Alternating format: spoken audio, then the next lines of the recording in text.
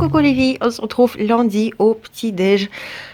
J'ai beaucoup du mal à parler tout simplement parce que depuis 2 jours j'ai ma dent de sagesse qui pousse et aujourd'hui c'est juste la catastrophe. J'ai trop mal à toute la mâchoire, donc c'est pas vraiment la joie. Donc pour ce petit-déj, je prends du café, de yaourt et une petite poire bien mûre. Je vais pas manger du pain même s'il y a du frais et ça me tente beaucoup.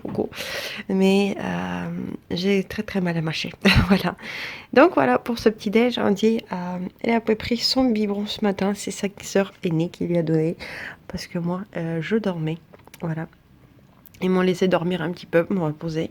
Et bientôt, ce sera l'heure de faire le repas de midi. Papa, aujourd'hui, est là.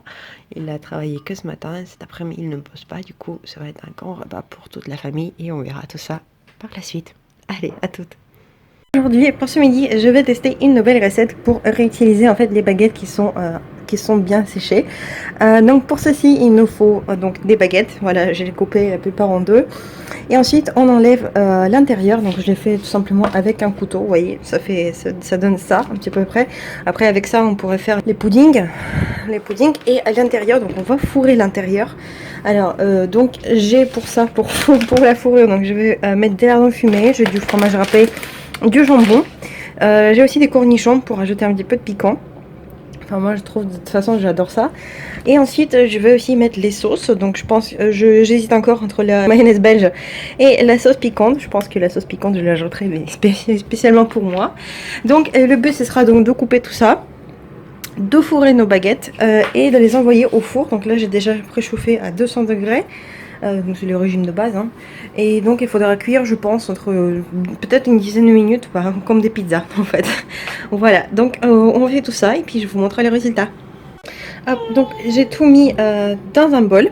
Voilà, je me suis dit que ce sera plus pratique pour moi. J'ai mis les deux sauces en fait, la mayonnaise et la sauce piquante. Et je vais tout simplement mélanger. Donc pourquoi je rajoute les sauces? Tout simplement pour donner un petit peu de corps, pour que ça tienne un petit peu mieux. Et il nous faudra quand même du liquide pour ramollir le pain. Hein, c'est un peu logique en même temps. Voilà, c'est une recette que je pense que sera vraiment parfaite. C'est vraiment une recette anti-gaspillage hein, pour utiliser le pain au lieu de tout simplement le jeter ou le donner au canard. Quoique moi, vous savez, chaque fois je le mets pour donner au canard et puis chaque fois au final je le zappe et puis chaque fois on sort promener un dit, je l'oublie toujours le pain. Voilà, et donc il traîne pendant des semaines et des semaines. Donc ça, ce sera une bonne moyen d'économiser tout ça, disons. Donc on va tester la recette. Donc voilà, j'ai tout mélangé. Maintenant, je vais fourrer donc mes pain pizza. Voilà. Mes baguettes sont fourrées, comme vous pouvez constater, j'ai fait pile la quantité qu'il me fallait, sans trop le chercher en même temps. Donc certes c'est pas vraiment un plat light, hein, on est bien d'accord dessus, mais après vous pouvez vraiment choisir ce que vous voulez mettre dedans. Après c'est juste, je vous montre juste le principe.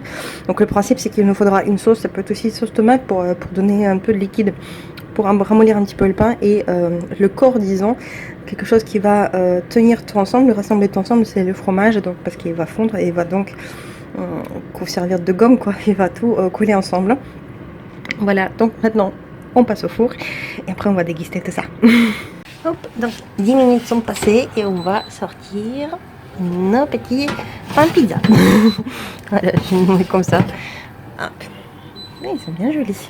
Le fromage a bien fondu. Ça sent trop bon. Donc maintenant on va déguster tout ça.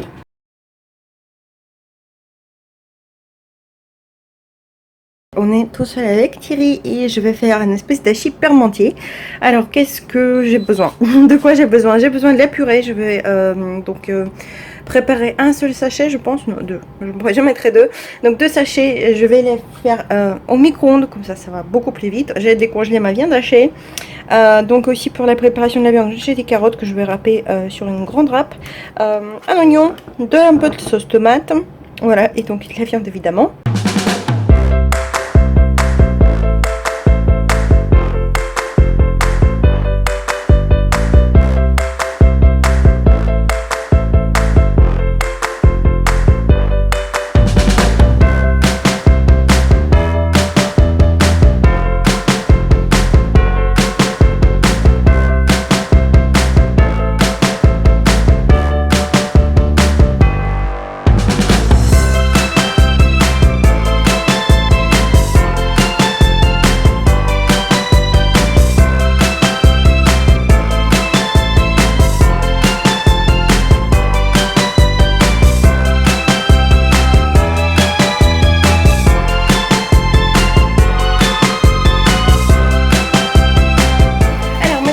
faire de la purée. Donc pour chaque sachet de purée, il faut toujours 800 ml de liquide. Donc j'ai mon petit verre mesureur. Donc je vais hop, verser ce que j'ai. Hop. On arrive à 800 ml.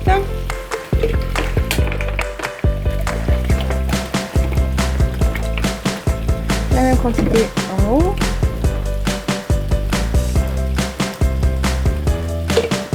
Voici, voilà. Et donc maintenant on va verser nos sachets. Hop, donc j'ai versé ma purée. Maintenant il me reste plus que rajouter un petit peu de sel, un petit peu de beurre et l'envoyer au micro-ondes. Et je pense que je vais l'envoyer pour une dizaine de minutes, je pense. Voilà. Hop, vous voyez, ça s'épaissit déjà.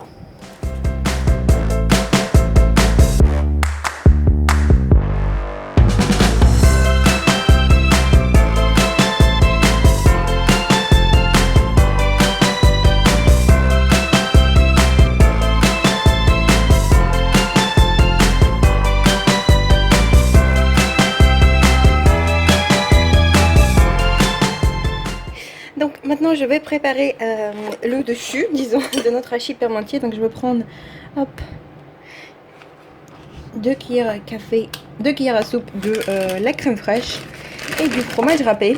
Alors pourquoi je prends les crèmes fraîches? Tout simplement parce que si on met juste le fromage râpé, ça grille.